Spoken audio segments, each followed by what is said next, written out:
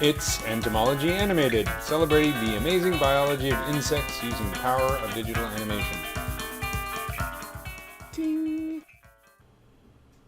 So in this chapter, I'm going to have a time lapse that shows how I used the ZBrush brush to do a retopology of this part of the model. So this is the top of the cephalothorax. So in the previous video, we worked on the bottom. So this is the top. And it's been about a year since I started working on this model. Got wrapped up in other stuff, so I'm just coming back to it now. So I wanted to take advantage of the new ZModeler extrude edge function so that I could create a new topology. So this is kind of what the old topology looks like. It's a typical Dynamesh. If I zoom in, you can see it's made up of lots of itty-bitty polygons and a few triangles. And it's not really, it doesn't have any kind of edge flow, so that makes it difficult to work with. But it's typically, my workflow involves sculpting using this type of Dynamesh topology until I get up to a certain level of detail, maybe like this level of detail. And at this point, I'm like, okay, now I want to do a retopology, which will make it easier to create UVs, make it easier to rig if I want to animate it, and also I can take advantage of subdivisions and so on. So it is a process that's somewhat technical and not as much fun as doing the sculpt and the details, but it has a big payoff as we get the model closer to a point where we can start texturing it and that kind of stuff. So this is sort of the before, and then this is the after. So you can see now I have a topology that follows the edge flow of the surface. And then essentially once I had finished this topology, I subdivided the model.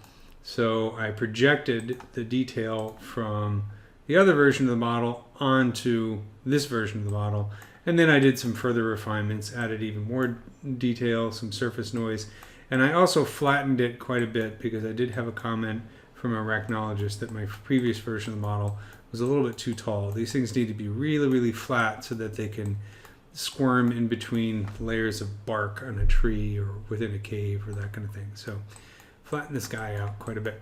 So let's take a look at the time lapse of how I did the retopology in ZBrush. In previous models, I would generally send this to Maya and used the modeling toolkit to do a hand topology on the surface.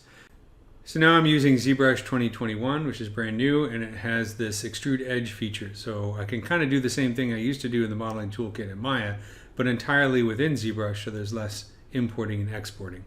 And we're off, starting with a plane in the middle of the model with the subdivision down the center. I have symmetry turned on. I'm using the ZModeler brush to extrude the edge so that it snaps as I extrude each new polygon and follows along the surface. So it's kind of just a big game of connect the dots. And I'm creating this polygon mesh, this netting, so that the edges flow along the surface. And, especially in those areas where you have deep crevices or bulges or separating lines. I really want to make sure that I outline those with edges as much as possible, and also have a polygon around that eye spot, which I'll create an inset for later. So it's all about edge flow. It's all about following the contour of the surface so that when I do a projection, it's a nice, neat kind of shrink wrap. And this will also make it nice when I create displacement maps, when I finally render this. That edge flow will also make it nice to bring out those details. So it's fairly low polygon, the end result is. Okay, so I've created a single-sided surface, and now what I'm going to do is I'm going to extrude that surface. So you can see this green and yellow part, that's an extrusion based on that original single-sided mesh, which is a huge time saver because what it allows me to do is create thickness to the model. Now I'm just using the move and smooth brushes to kind of push it out to the edges so that it matches the contours of that transparent subtool, the original Dynamesh version of the model. And so just trying to match it as best as possible, creating insets around those eye spots so that I'll have more geometry as well as edge loops to bring out that detail. And then just doing a little bit of refinement. Now I'm going to start creating these spikes along the perimeter. So first I tried extruding parts for the little spiky bits. That didn't really work. So what I ended up doing is creating a poly loop that goes all around the edge of the surface. And I subdivided it, masked off most of it except for that pink poly loop. Now you can see I'm using the move brush to kind of drag those pink polygons, that poly group, to match the spikes that come out of my original Dynamesh surface.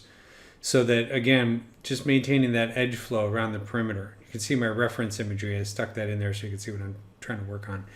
Now that I have that sort of pink poly loop matching the position of those spikes, I'm going to subdivide and project and then just pull out the spike geometry. The main advantage of using that pink poly loop that goes around the perimeter is it's very easy to add additional edge loops if I need more geometry to support all that detail. So that's kind of how I did the spikes and the retopo. Now I'm just doing a bit of refinement.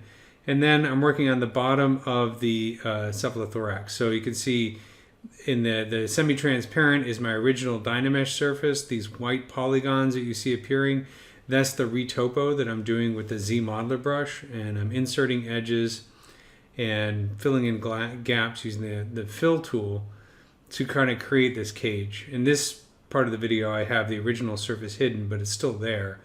But I'm just kind of, again, this all connect the dots, just making the bottom of this, and then I'm going to extrude it and connect the top and the bottom, and then create some polygons around the perimeter. And I've subdivided it and used projection. So you can see now it's conforming to that original shape. That's because it's projecting to that hidden subtool, my original version of the surface.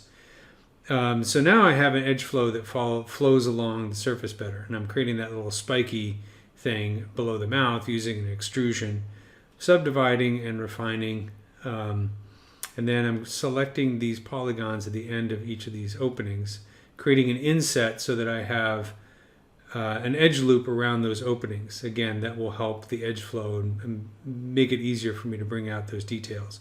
I apologize that this part of the video is making you nauseous. It's a little rocking back and forth. Then I'm subdividing and just doing a bit more refinement, masking off that spike thing so that I can start creating some details. So that's basically how I did a retopology for the cephalothorax.